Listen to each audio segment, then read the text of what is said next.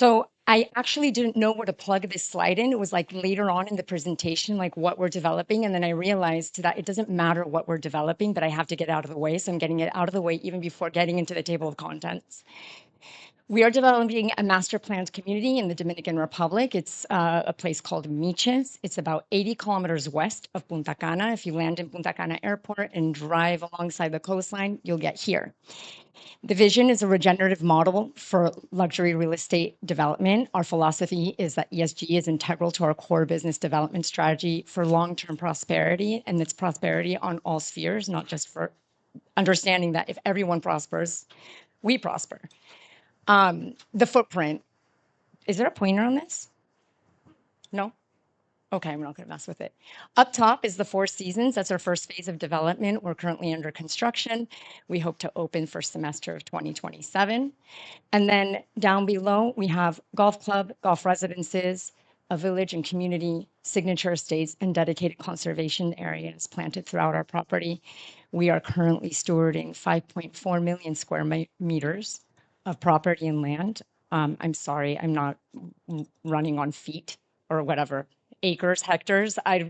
You guys can Gemini it, yeah. It's a huge responsibility, and I'll get more into detail. So about how we're building. So really, I got this out of the way up front, so we have context, but it's not about what we're building, it's about how we're building it.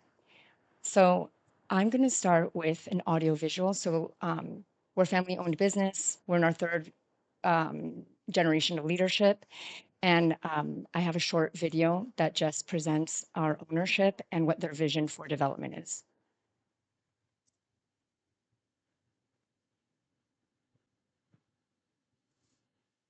Can they play the video? Yes, please. Thank you.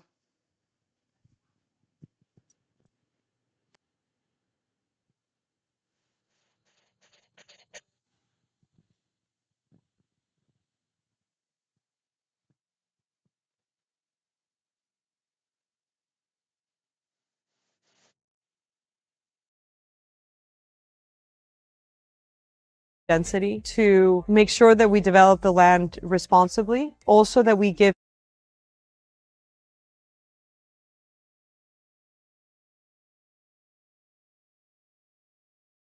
that we have this place that is so untouched, so perfect. Every time I'm walking down the beach in Tropicalia, I think, wow, this really has to be the most beautiful place in the world. Tropicalia is a place that will always be low density to make sure that we develop the land responsibly. Also that we give people that are seeking privacy the opportunity to be able to build a home in a place that they know is never going to get crowded. Our project is only going to be amazing because of the deep knowledge that we have because of the work of the Fundación Tropicalia. There's an incredible team at Fundación Tropicalia that are extremely well trained in things like organic farming or sustainable approach to architecture and water management. I think as I reflect on the amazing memories that I have from an early age with my dad and the relationship that I now have with my children, I realize how deeply understanding the realities of the place where you're inserting a luxury product like ours. Part two is nature as an asset for resiliency. And I find so many times, and it's still happening, which is so shocking, that people are developing kind of like erasing what the land has and then putting back something different than what was there before. And it's like you're constantly going against nature because maybe it was economically more reasonable to do it that way, but it's such a short-sighted way of building. And we know that nature and navigating our ecosystems is actually going to create asset value. Governance and accountability, we're a neighbor for life. We build trust, elevate local talent, and influence meaningful cultural change from within our organization and also from within the community that we're impacting. And then shared prosperity, growing with Miches, building a legally binding architecture of transparency backed by institutional direct form investment oversight. We are a Four Seasons by one of the, backed by the Cisneros family. I call them the Rockefellers of Venezuela. And we managed to access development bank financing to build this property. And I think that our model was so debated that the Inter-American Development Bank is financing our property. Because of all of our ESG actions, we were able to raise a $135 million loan through IDB. Backing that loan is DEG, which is the German development bank, and CFI, which is based in Panama. It's also another sustainability fund. But the lead lender is the IDB. The IDB is very kind of bureaucratic, and it's not the fastest, most agile bank in the world. But to get our project approved at the board of governors level, which is crazy, they're like, how are we not running into reputational risk? Our mandate is to alleviate poverty, to create climate change projects, and we're going to finance a Four Seasons.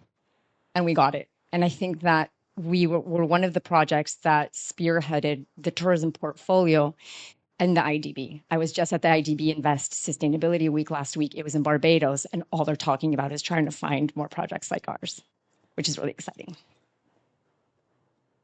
So navigating the landscape.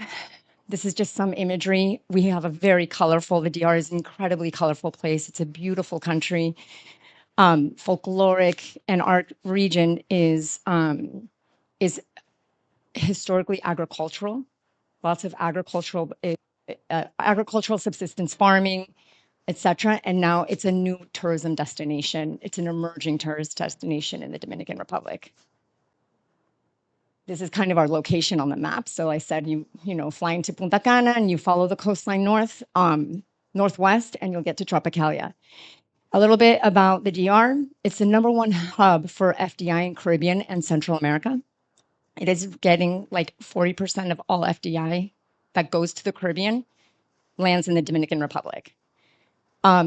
We have a huge growing GDP per capita, a huge jump in GDP per capita in the last years. The DR has been ranked and has grown. It's the 5th largest economy in Latin America, which is insane for the size that we are. And it has 5% annual growth rate for 30 years, year on year on year. We had such high growth levels that during the pandemic, I think we still grew that year. And it's back $100 it has a $136 billion economy. And it's not just hotels, it's free trade zone, it's services and minerals. There's gold mines in the DR. Hello? Okay. DR is a really, it's just an incredible place. You would be surprised to know that DR has sand dunes that look like, when you take pictures of them, that you're in the Saharan desert. We have the highest peak in all of the lower Antilles at 3,000 meters high, and it drops below zero. Pine forests. There's so much more to DR than just fun and sun. So it's really worth exploring. So this is the reality of Miches, where we are located. The socioeconomic reality of the Dominican Republic. We're #1, #3, and #5 worst ranked child marriage, gender-based violence, and teen pregnancy rates, respectively. So when you see all that growth and everybody's ranting and raving about how awesome DR is, this is actually the backdrop. So there's huge contradictions in what's happening economically versus what's happening socially. And to be a responsible developer, you really have to address and understand those realities, because it's your talent pipeline and a whole bunch of other things. Worst ranked globally out of 80 tested PISA nations is basically the international testing for reading, writing, math, and comprehension levels. PISA countries will nationally test their, I think their 3rd and their 6th graders for reading, writing, comprehension, and math levels. We consistently rank #4. Although our teachers, our teacher population is the population with the highest number of master's degrees holders in our country. So all of the teachers have master's degrees, but we're still doing this with our students. We have a huge urgency to fix the educational challenges in the Dominican Republic. 26.7%, this is now just in our specific province, 26.7% of the population, it lives in multidimensional and structural poverty, what that means. Structural poverty means it doesn't matter what you do, you're going to always be poor. It doesn't matter how hard you work. It doesn't matter if you did everything right. The environment doesn't let you progress and move forward. That leads to a 66% rate of 16 to 20-year-olds who have some level of high school education. So, you know, you have basically 40% of the population that doesn't graduate high school in your area, and 11% teen pregnancy rate. Our province has the highest teen pregnancy rate in the DR, behind 2 other provinces. So what happened? We run a girls' summer camp, and we've had 11-year-olds be pregnant. And it's like, it's so heartbreaking. I can cry just talking about it. It's very heartbreaking to see an 11-year-old be pregnant and playing with dolls or wanting to play soccer. So those are the kinds of programs that we do in Miches. The ecological reality of Miches and where we're developing. We are sandwiched. Our property is sandwiched in between 3 protected areas. I find like we're the cheese between 2 huge pieces of bread, or like a club sandwich. We have the marine protected sanctuary is hitting our coastline. We have a wildlife refuge with a lagoon, and in 2022, the entire area was declared a Ramsar site. So that came way after we got all of our permitting, and a lot of other hotels got their permitting. But this is a huge responsibility to manage what we're doing responsibly. At that marine protected area, it's beautiful. More than 2,000 migrant whales come to the Samana Bay to migrate and give birth and mate. And we're a ridge to reef watershed system. That means that everything that happens on land ends up in the waterways. And our coral reef system that's in front of our property, well, in front of the whole town of Miches, is suffering from contaminants and that runoff. And the contaminants are really due to conventional agricultural practices. As Miches is transforming, it's becoming a more urban, it's adopting more urban activities, and that contamination, that runoff is gonna look different in a few years. So how do we manage all of this? We have a philosophy internally in our organization, and we are running a strategy of we call concentric circles of impact. So a long time ago, when we were running this project, we understood that it meant nothing to be sustainable and manage our own property well if our environment wasn't being ran the same way, and that we had to act in that environment. We started first with the community, Fundación Tropicalia. Fundación Tropicalia started in 2008, and we acquired our land 2005 to 2007. So land acquisition and community work started simultaneously. When we opened the Four Seasons, which will be the first project that or phase of development that we open, our foundation will be celebrating its 20th anniversary. We look at Miches as a territorial development. We have created collective action platforms to solve larger than life challenges, like municipal aqueducts, co-management of the beach, roads, infrastructure, etc. And then we have a Caribbean focus as well. What are we doing to protect the entire region? What does it mean to be building the Caribbean? So phase 1, Four Seasons, is our laboratory. This is what we're building. That's our render. Our ESG model penetrated design, construction, and operations. We are running KPIs on all 3 aspects of that. That's roughly a campus of, I was talking to the gentleman from Georgia Tech, and I was like, oh, there's so much in common between what we're doing and the university campus, because we're building a resort campus of 35 to 40 buildings. All of them are getting LEED certified. I know when I was at Santa Barbara at UCSB, they were so excited about LEED certifying one building, you know, but we're doing 100% LEED certification on all the buildings. That means we also we're selling the highest square meter of real estate in the history of the Dominican Republic. So the last home we sold was at $12.5 million. And the $12.5 million home, I love this, has the same conditions, climatic conditions, and runs functionally the same as the back of house where our employees will be. So we've given equal conditions to the entire space. Like I said, because of everything that we've done, we were able to access $135 million of ESG financing. Again, this is just another lay of the land where you can see Laguna Redonda. That's a protected area. The marine sanctuary is the other protected area. This entire thing got declared Ramsar, going that way off the map or off the picture. We have 67% of our parcel for the Four Seasons is conservation area and is being managed as conservation area. And I'll go more deeply into detail about our landscaping plan, which is our milestone. So nature as an asset for resiliency. First, what does it mean to be building in the Caribbean? And I'm happy that the panel before me kind of highlighted the challenges of building, the realities of building in the Caribbean. First of all, I like giving everybody an idea of what does the Caribbean look like. The Caribbean is basically this area. It's 1.3 million square miles of water and different island nations. It holds 12% of global mangroves, 18% of the world's or the regional seagrass, and 10% of global coral reefs. It is a huge biodiversity hub. And when you look at it that way, we are literally, we're dubbing it the Amazon of the Atlantic. That's the biodiversity value that the Caribbean holds. And then we all know, three times the storms are 3 times more likely to become Cat 3, 4, or 5 today. The storms are coming more frequently and stronger.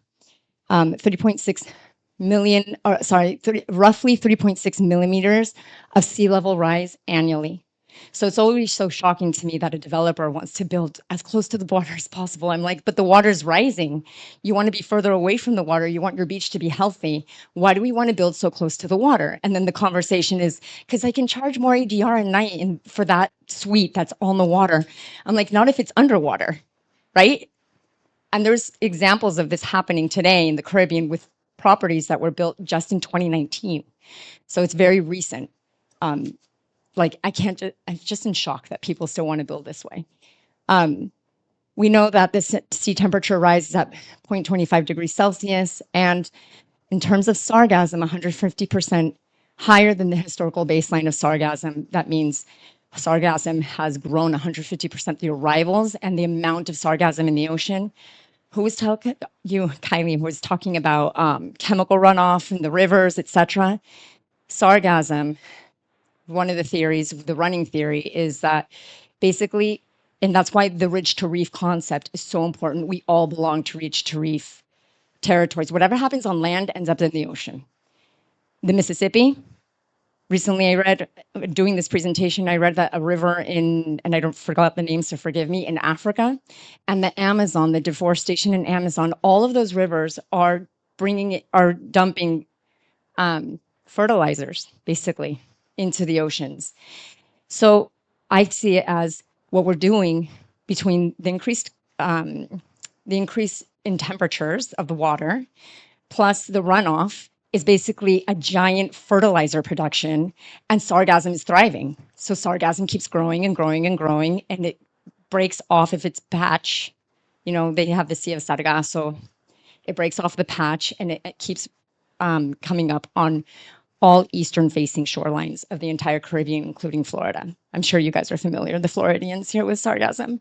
Yeah.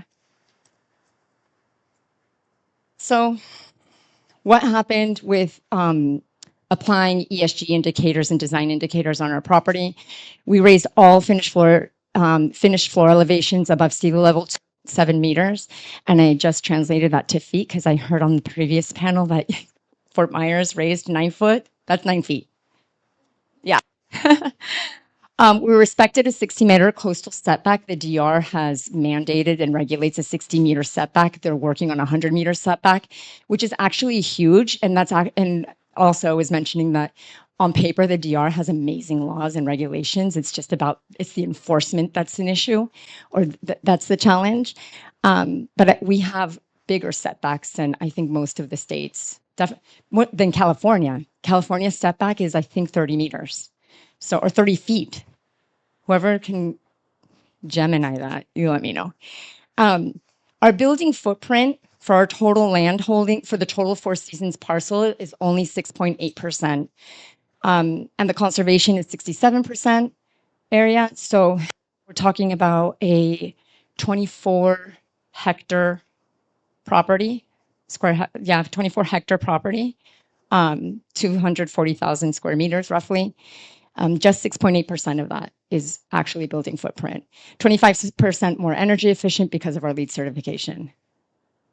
And here's the cornerstone of our planning, amongst a slew of other things, but I think this is one of the most fun things to tell. This is Four Seasons parcel before we did site clearance, and we did a tree survey and counted every single tree that we had on site, so we knew what we were clearing. We mapped 5,600 trees, as you can see here, and cataloged them by species. And of those 5,600 trees, 8% were invasive species. You might be surprised to know that the coconut tree is an invasive species. And that's why it's so prominent. When we cleared that, because of that invasive species, we knew that we were working with, it's beautiful, yes, it's gorgeous, it does provide a habitat, but it's a highly modified habitat because 100 years before, the native forest was cleared out for coconut plantation activities. So what we did was build a 15,000 square foot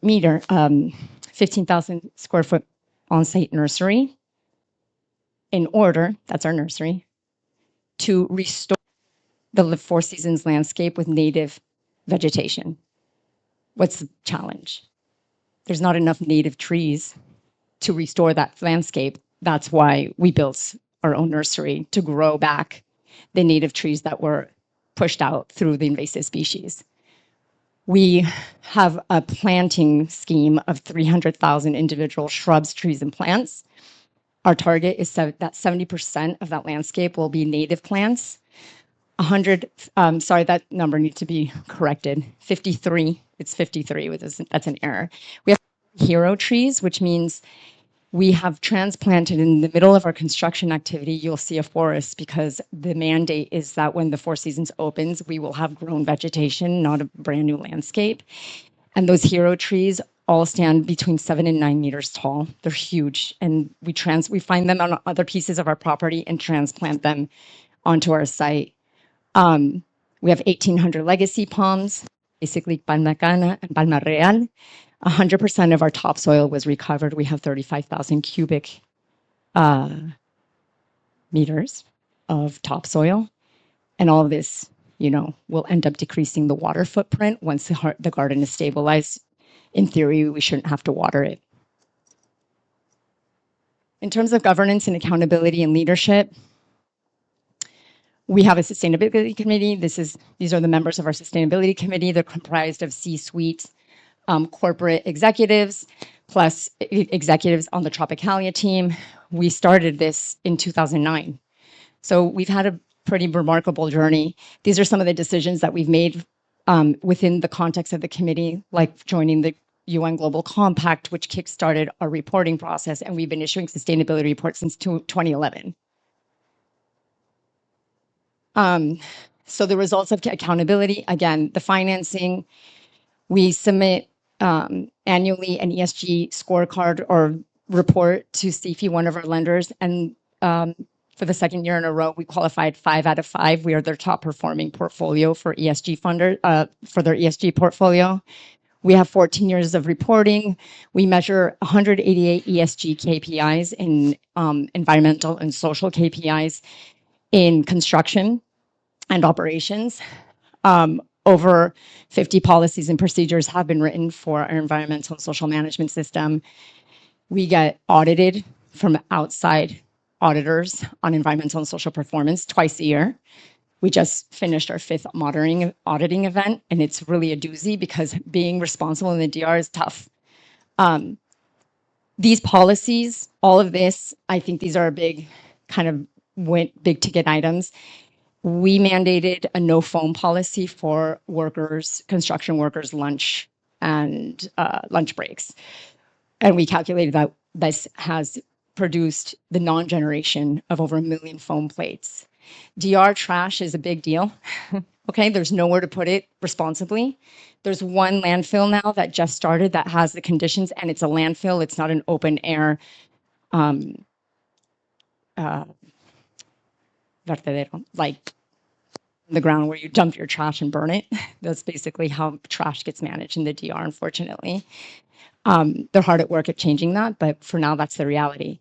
So there's nowhere to even put responsibly all the foam that you create. And we understood that life cycle of the trash that we're producing and wanted to avoid it. These policies, and as a result of our auditing process, we developed a heat stress policy. The regulator in the DR for workers that has no text, no language on heat stress for jobs that like construction jobs or agro jobs. There's no language. I think there is language, okay? It's 2 lines and it's like, you will take care of your workers when it's hot. And it doesn't really say much. So the banks came back and they're like, you guys have to do a heat stress policy. And there's pushback. There's tons of pushback. Our construction guys are like, come on, what are you talking about? No, you have to make your workers drink water. They're like, they drink water when they're thirsty. And no, they don't. They don't drink water when they're thirsty because it's not, the culture is one of, if I raise my hand to drink water, I'm going to be looked at as lazy or I can lose my job here in the culture. So you're not going to do, so we have planned water breaks, production for construction when you're like bending barb all day is done under shade. And it's very simple things that you can do that just take care of workers' health.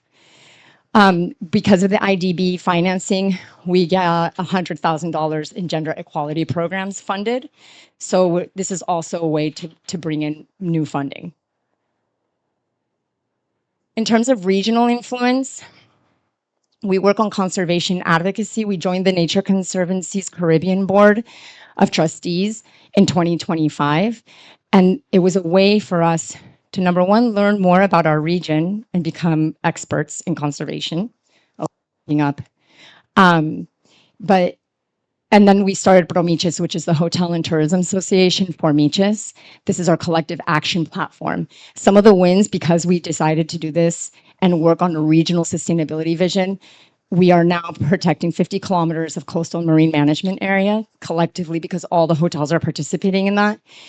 We convinced the Nature Conservancy to put Miches in the Green Climate Fund proposition to create nature solutions for ridge to reef management in Miches. And they just got awarded $100 million from the Global Climate Fund. So when you act outside of your direct boundary, you can actually bring in funds and have other people who you become a stakeholder in these processes. We have water security through a municipal aqueduct. We are the first tourism destination in the entire DR to be connected to a municipal aqueduct and not being dependent on water wells that you have to desalinate and create brine and figure out where to put the brine, etc. So this is a huge one for the environment as well. Lastly, I'm going to wrap up, I swear. It's our foundation. Our foundation is going to be 20 years old when we open the Four Seasons. We work in education, environmental stewardship, economic inclusion, youth and culture. We impact 2,500 lives every year. 53% of our beneficiaries are female. We have our girls program, So Niña Soy Importante. It's our flagship program. We work with young girls in the way of a summer camp from 9 to 12 years old, then a girls club at 13 to 15, and a career development program that was financed by the IDB between 15 and 18 years old. And this year we launched our Guardianes de Miches, our boys program, which we're so excited about. We conducted a baseline study to understand how people perceive the masculine role in the DR. Okay, we interviewed 180 boys and men in Miches and created a beautiful baseline study that helps us develop this program responsibly. So here I will end. The reason why it doesn't matter what we're building, it's about how we're building it, because sustainability is our product. Resilience is the result, and regeneration is our legacy. Thank you.